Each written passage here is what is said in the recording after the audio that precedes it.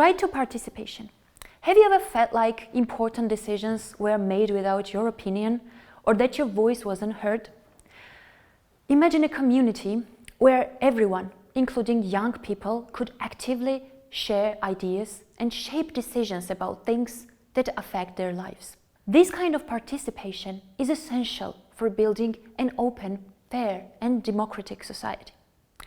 In this section, we'll explore what participation really means, why it matters so much, and how young people can effectively take part.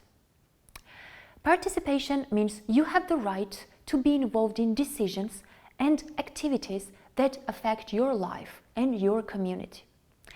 Of course, it involves voting or standing in elections, but it's so much more than just this.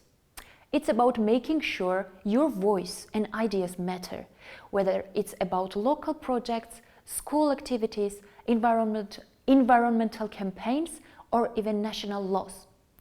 Youth participation is especially important because young people bring fresh ideas, energy, and perspectives to public discussions. When youth participate, they can influence decisions about education, environment, employment, and other critical issues. Without youth participation, many important issues and creative solutions might never be addressed. For example, imagine a city council planning to develop new urban areas without asking young people what they need or want. They might end up building a park that young people do not use because it doesn't reflect their needs, or forget about student housing because young people do not demand it. To clearly understand participation, it helps to know what is not real participation.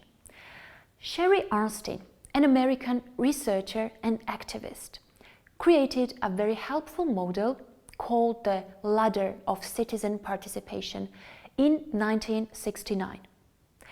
She wanted to show different levels of participation, from non-participation to meaningful engagement. Arnstein's ladder has 8 rungs, divided into 3 main categories. Non-participation, lowest levels. Manipulation. Authorities pretend to involve citizens, but only use them to support their own decisions. Let's have an example. A local government pretends to consult youth, but actually uses their presence only for publicity. Therapy.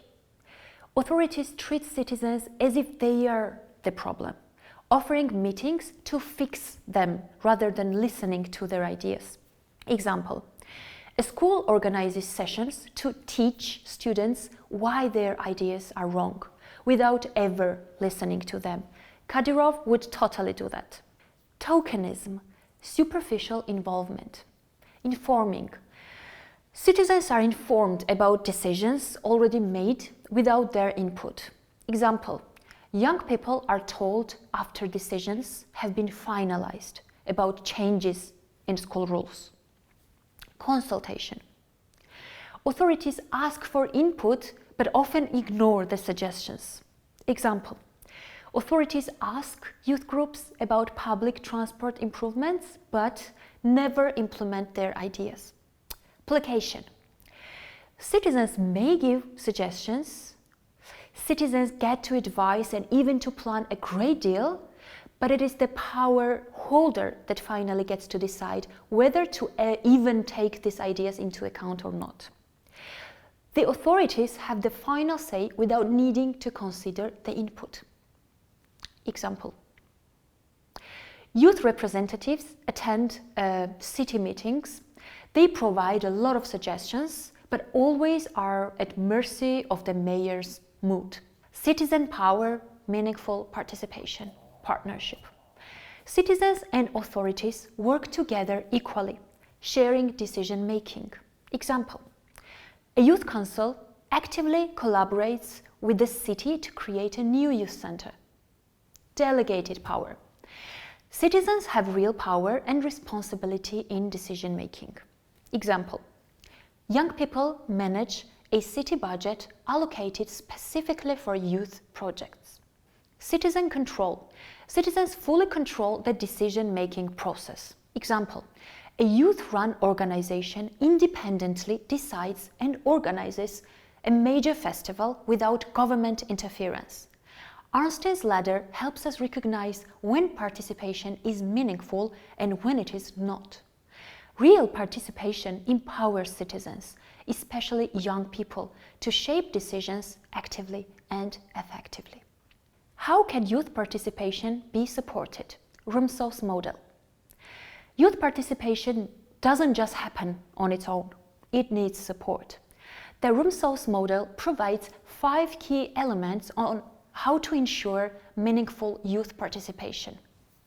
Right. Young people must have a recognized right to participate. Means. Young people need resources such as training, funding, and information. Space. Young people must have safe and accessible spaces to participate and express themselves. Opportunity. Young people should have real opportunities to engage in decision-making processes. Support. Young people need support and guidance from adults and institutions to fully participate. When these elements are in place, youth participation becomes effective, meaningful, and impactful.